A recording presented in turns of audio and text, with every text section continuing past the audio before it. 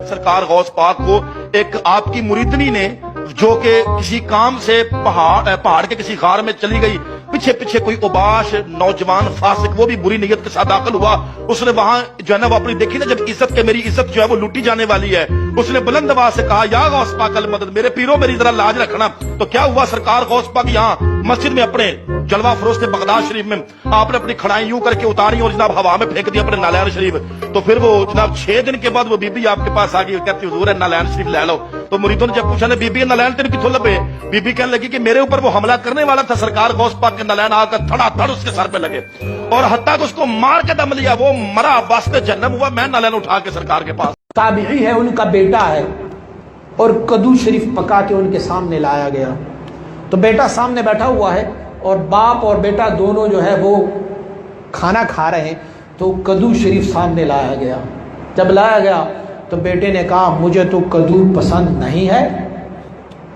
तो बाप ने फरमाया बैठो बेटा।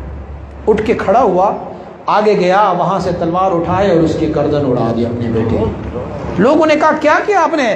कहा ये मेरे मुस्तफ़ा करीम की पसंद को नापसंद कह देते हैं, इसीलिए ये जहन्नमी है, इसका सर काटना मेरे लिए अजर और सवाब है। भले मेरा बेटा। अस्सलामु अलैकुम वरहमतुल्लाहि वबरकातुहू। ये हैं जी माशाल्लाह 4 फुट के बग़ैर शलवार के शाह साहब।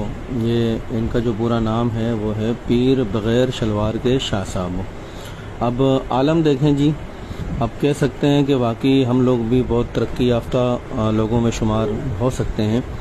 अब आलम देखें, लोगों की ज़हानत देखें, लोगों का इल्म देखें और लोगों की अदाएँ देखें कि एक ऐसा आदमी कि जिसको ये तक एहसास नहीं है कि उसने सलवार नहीं पहनी हुई है और उसके सामने ख़वातीन भी हैं, उनके सामने मर्द भी हैं, फिर वो ख़वातीन और मर्द तबर्रुक के तौर पर इस बंदे से अपने सरों पर, अपने कमरों पर हाथ फेर रहे हैं और तबर्रुक हासिल कर रहे हैं। बाकी जी हम तरक्की याफ्ता लोग हैं, इसमें कोई शक नहीं है। ये हमारे मुक़द्दस आप देख रहे हैं, वली अल्लाह हज़रत मीरा सैयद हुसैन ख़ुनसावा रहमतुल्लाह अलैह का है।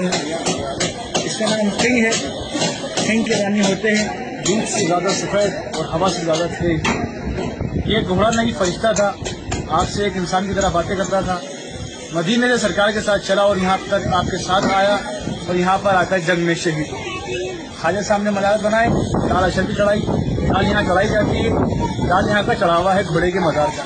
तब से लोग यहाँ पर आते हैं, 1000 बरस से दरगाह यहाँ पर मौजूद है, साथ ही में घोड़े का मज़ार भी यहाँ मौजूद है।